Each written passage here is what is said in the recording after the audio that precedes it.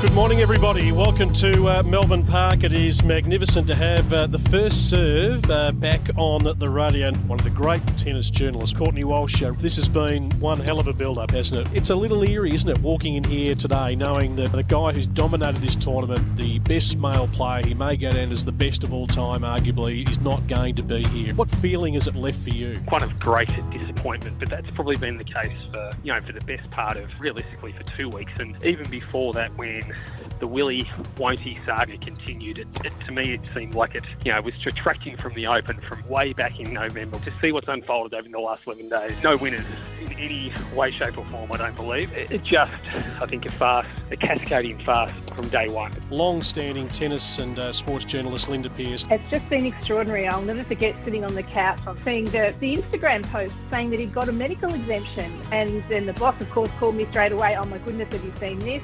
But we never knew that it would blow up into the incident that it has. No one could have predicted where that would take us. It's just been a horror show, really, hasn't it? I mean, I just can't believe that it got to the point of, on the night before the Australian Open started, that we were still worrying about court verdict, whether the world's best player could pick up his racket today at Melbourne Park and go for number 10. It should never have got that far. It should never have got to the point where it even landed on our shores. Tennis Australia and their part in all this? They haven't come out of it looking good. I mean, nobody has, but certainly not Tennis Australia. Until we know everything, calling for Craig to be sacked and the board to resign, all those things, I just think people need to get through the next 2 weeks first. And then when the dust settles, really forensically look through what occurred, how desperate TA was to get Djokovic into Australia and into the tournament, and what they did to facilitate that. I've got a very nasty stench around it, the whole thing. Shane Liyanage from Data Driven Sports Analytics, data analyst to some of the world's leading tennis players, including world number 2, Aryna Sabalenka,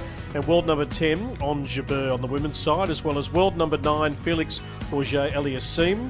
So largely I had, in doing the work, dealt with Frederic Fontaine and Fabrice Zavaro, who's I guess the analyst there. Unbelievably articulate young man. I think he wants to learn. I've seen footage of him taking notes at Laver Cup.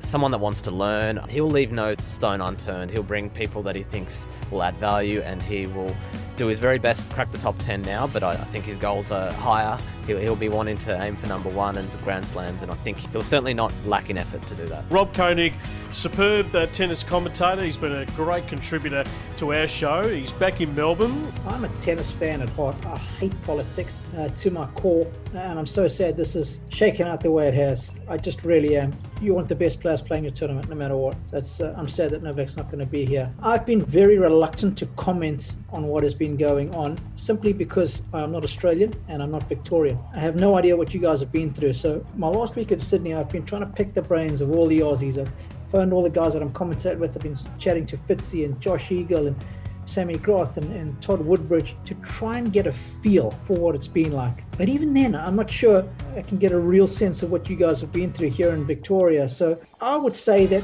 if anything, my take on it might not be as sympathetic, because I haven't simply lived through it like you guys have. The irony of this whole thing for me right now is that I think we are past the tipping point here in Victoria. So many of you have sacrificed. Most of you are vaccinated now. And I almost feel like now is the time to open the doors and welcome everybody into the country. The irony is not lost on me that Novak is one of the healthiest guys on the planet, and he is not a health threat to people here. That's the thing. Because you are so highly vaccinated, and you guys have done all the groundwork. If there was an exception to be made, I almost feel like you sort of said, hey, come on in. We've done all the sacrifice. Come and enjoy the tournament that you have done so well in the last years. We will make an exception for you, and we're happy to sacrifice on that behalf. But I think the feeling has been more of, well, we suffered, now you have to be put under the pump as well. Is that fair comment? You understand what I'm saying? Yeah. From an outsider, and I think it's very important your listeners understand that, because I haven't lived through it. Here we go, 4 championship points. Now Collins will put the serve into play to the Barty. Chip return up the middle. Collins went cross-court the backhand. Ash digs it out. Collins looking to go up the line. Ash on the forehand. Cross-court. She's done it. She's done it. Ash Barty broken the drought of 44 years. She is the Australian Open champion. What a moment to savour. Some raw emotion from Ash that we don't always get to see. Wow. We've wanted this to happen. We put in the order at the start of the tournament and she's delivered. Can he get the job done here to create history? 13 years after winning his first ever Australian Open. He's been the bridesmaid a few times. Can he be the winner again? Backhand by Medvedev at the middle. Big off forehand by Nadal. He's on the stretch there, Medvedev. Beautiful volley by Nadal. He's done it. He's done it. And he has picked himself off the canvas in one of the most spectacular tennis matches that I've ever witnessed. The comeback is one for the ages. The most unusual build-up that we've ever seen to an Australian Open. And I think once we started the actual tennis 2 weeks ago, I think everyone in unison, you talk to anyone around you in the media circles, just those involved with the tournament said, well, if we can get an Ash Barty victory, and I think once Djokovic was officially declared out, hand on heart, everyone said, how good would it be to see Rafael Nadal create history and win a tournament for the second time that's been so hard for him to win. He's been involved in such tough finals. The build-up, the uncertainty of whether, Rafa was even going to get to Australia, as he declared, I just want to rejoin the tour. Boy, oh boy, he rejoined the tour and had an undefeated January, quite spectacular, the final, which went into the early hours of this morning. The two guys who have absolutely worked their backsides off, not only the last 2 weeks covering the Australian Open, but the entire month of January, because the first serve is more than just our radio show. It's the whole digital component, communicating with you, whether you're connected through social media, our website, which is our home. We love you, the tennis fans out there who are embracing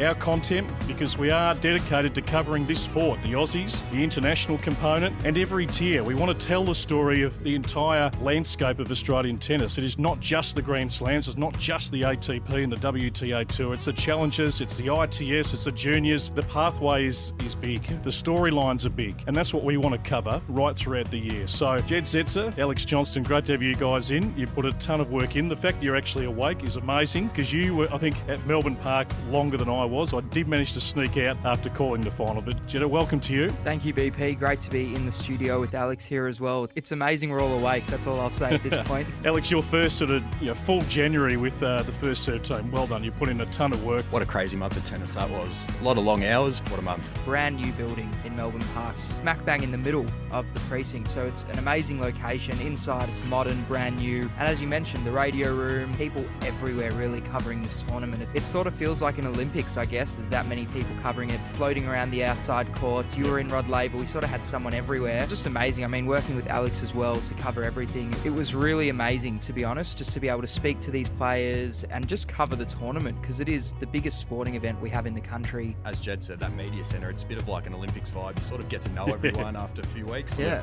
Yep. All the people at the desk we sort of became friendly with, and other journalists as well. And you're right, there was plenty of great stories throughout the whole summer. I mean, a lot of Aussies sort of did pretty well. We had the storyline of Matty Inglis, Alex Vukic. Inside the playing group's frustrations with Tennis Australia's wild decision making in relation to the hotly debated topic of who gets wildcards for the Aussie Summer of Tennis tournaments. Author of the article, Roddy Reynolds. Sort of was brought to light by what Max Purcell had to say after his second round qualifying loss, teed off at Tennis Australia, and a few select decision makers as to the fact that he didn't get wildcard into the main draw singles, which he felt he deserved. What happened next was there was an influx of commentary from current players. Tom Fancutt was a great chat and an unbelievable resource for us. There's basically a lot of unrest around the wildcard decision-making process. Speaking to Tom, was the divide between sort of the haves and the have-nots. So those that are part of the TA family, and Purcell called them Hewitt's boys, and those that are in that core cluster of, let's call them the lucky few. And then there's the wider group that aren't as fortunate. And initially, when Tom didn't get the wild card he felt he was deserving of, he received a ton of support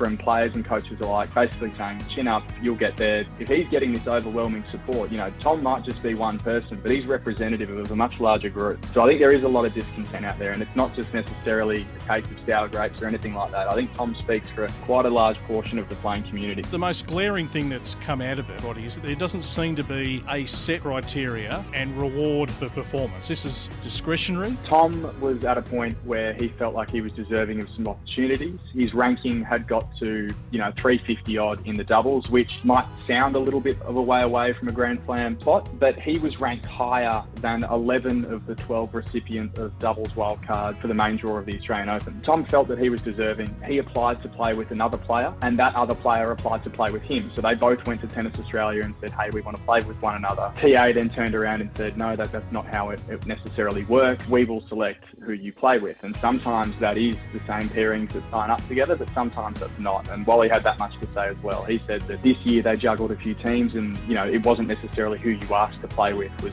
who you did play with if you were lucky enough to get the wild card. So Tom was snubbed. The man who's been alongside him a large chunk of the journey is Todd Langham, who is the long-time coach of Thanasi. People look at, January and say, well, that came from nowhere, and I'm like, well, come on, guys.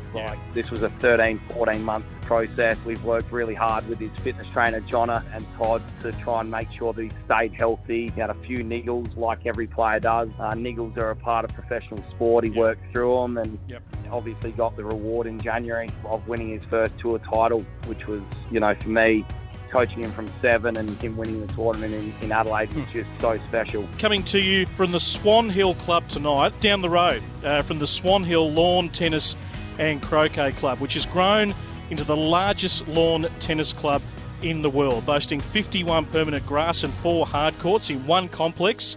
And Country Week boasts an additional 50 temporary courts installed on the neighbouring football oval. Tennis Victoria competitive play lead Andrew Reynolds. Nearly 1,000 people at the club last night in our welcome evening. Ultimately for us at Tennis Victoria, just seeing these people coming together year after year, it's almost like family, and for many of them, it's their annual leave for the year. A little bit of a break from family and friends, and they come up and see their tennis family. Daniel Gardner played Country Week A grade since 1991 as the Swan Hill greenkeeper, as well as being a very good player on court. Country Week legend. It's not something you strive for or try to get, but just being a part of Country Week, I think, is the real benefit. This is a little bit different market than what you normally see at tournaments. These people, they may play tennis at a club, they may not. They've got a racket in the cupboard.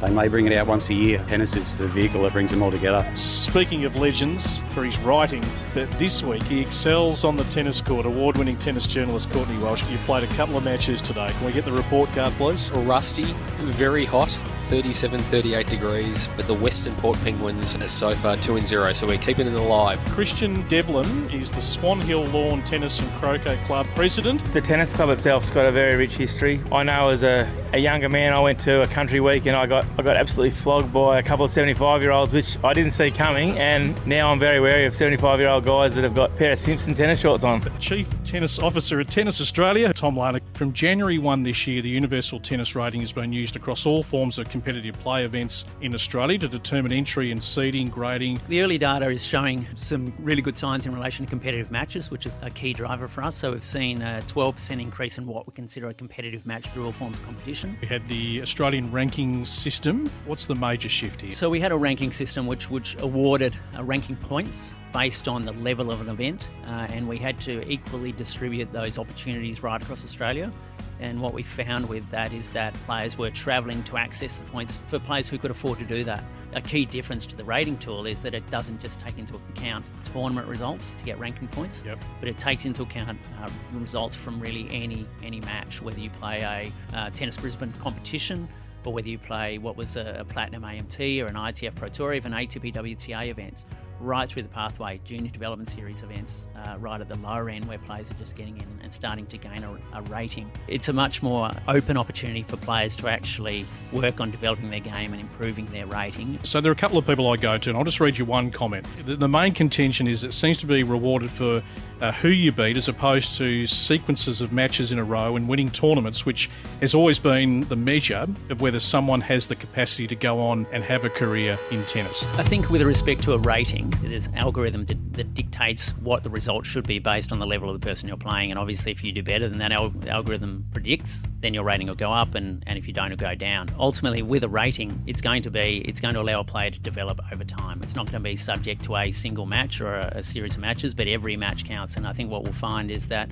as people get used to playing with a rating, players will recognise that you can't cheat the system like you could cheat the system with a ranking. 23-year-old Australian tennis player, after speaking to many top Australian players about the new UTR-based ranking and tournament system, I'm struggling to see any way forward. How can any of the top transitional players move forward without living overseas? My point basically is for the higher ranked UTR players, they have no way of improving their ranking in Australia as they'll only be playing people below them. I want aspiring players to be able to aspire without the extreme hardships they currently face and to be able to make tennis a career in the country that they actually call home. It's going to take time to educate and change. It's probably going to be the key element here in terms of what does the change actually mean, because ultimately if you're a player who's playing Pro Tour events, your UTR is not your key indicator. It's going to be your ITF ranking or your ATP ranking. And for players who are transitioning at that level, they're going to be focused on the Pro Tour within Australia and obviously travelling around the world to actually access those opportunities. If you're the level below that, then it's the same thing. I mean, ultimately, as opposed to a ranking, you're going to be building up your UTR for the purpose of getting into those Pro Tour events in Australia as your next step as part of the pathway. Wanted to do a UTR follow-up from the show last week. David Bulbulian, who I quoted in the chat with Tom Larner last week. He's 23 years of age, one of many in Australia trying to get to a higher level. Pretty much now the UTR has been introduced as the primary system. My UTR sits at an awkward position around 11 in terms of national tournaments. Basically, I'm struggling to see a way for myself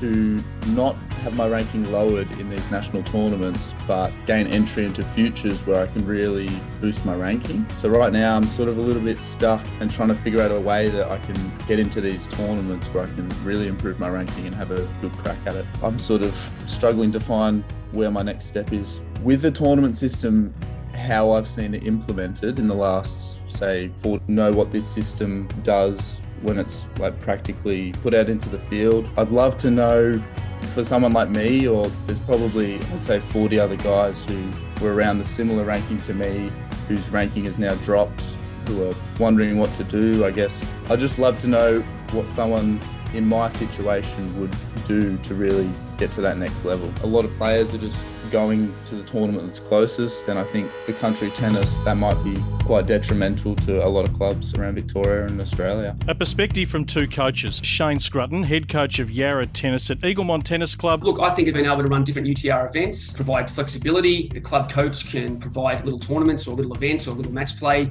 for players in their program or for local players at a minimum fee. So, you can avoid the exorbitant tournament fees. There needed to be a change. Tournaments, the pressure, using a system that is at the professional level and applying it to kids that are 10, 11 and 12. With the pressure, with the points, with the race, the environment at junior tennis tournaments wasn't great. At the end of the day, it's you versus a person down the other end.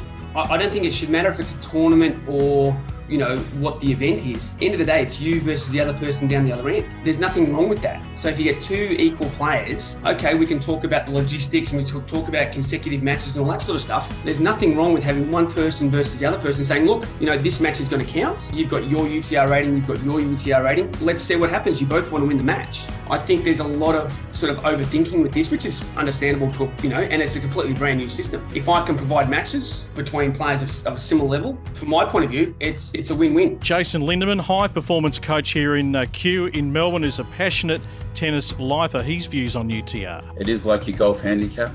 It means that you can go anywhere in the world. A 9 is a 9. We can get level-based play. I'm just not sure that it's designed to be a ranking system, and I have some concerns around how it's going to be rolled out as a ranking system and its effect on the numbers of players, and especially country regions and probably the smaller states like Northern Territory and Tasmania in terms of their tennis playing numbers. Kids are obsessed with the UTR.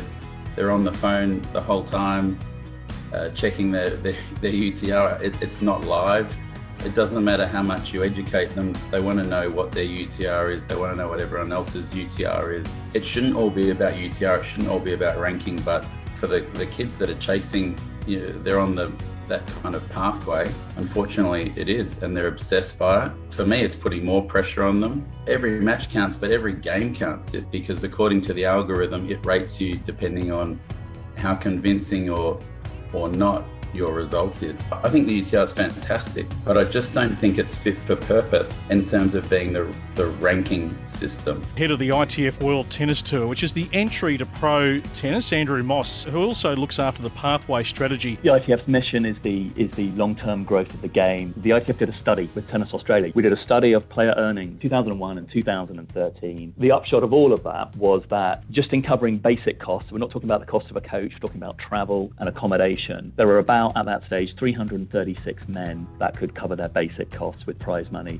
and about 250 women. That's not enough. And B, the discrepancy between men and women is something that needs to close. So the bit that we've really been working on in the last couple of years is very much more of a kind of an activist approach to the calendar. We can give players swings where, they can cut costs, they can play several weeks at a time in the same place. At that level between the 25s and the challengers on the men's side, and between the women's 100,000 and WTA Tour level on the women's side, we're actually working in very close collaboration with the tours to make sure that we're scheduling those swings so that players can perhaps play qualifying at the high level event and then move straight onto an ITF level event. Yeah. The key challenge is how can we get more players, sustainable in the sport? And part of that is some of those measures that we talked about. We're looking to put in place a strategy for the next, 3 to 5 years.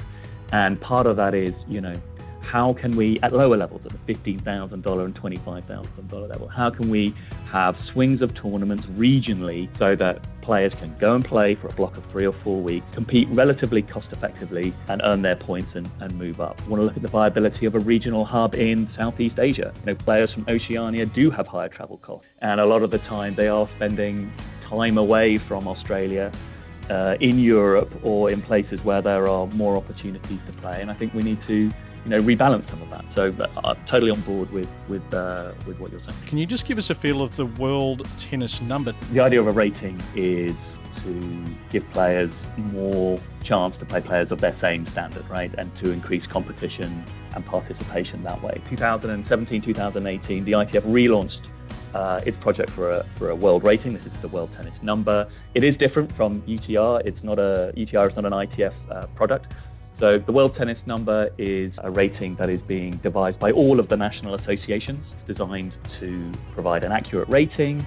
It's designed to give a rating to countries who may not be able to afford it. An additional pathway item to allow players to play more at home. This is a tool that will allow players to cut their initial costs, work out whether they're good enough to play professional tennis by looking at the standards of other players,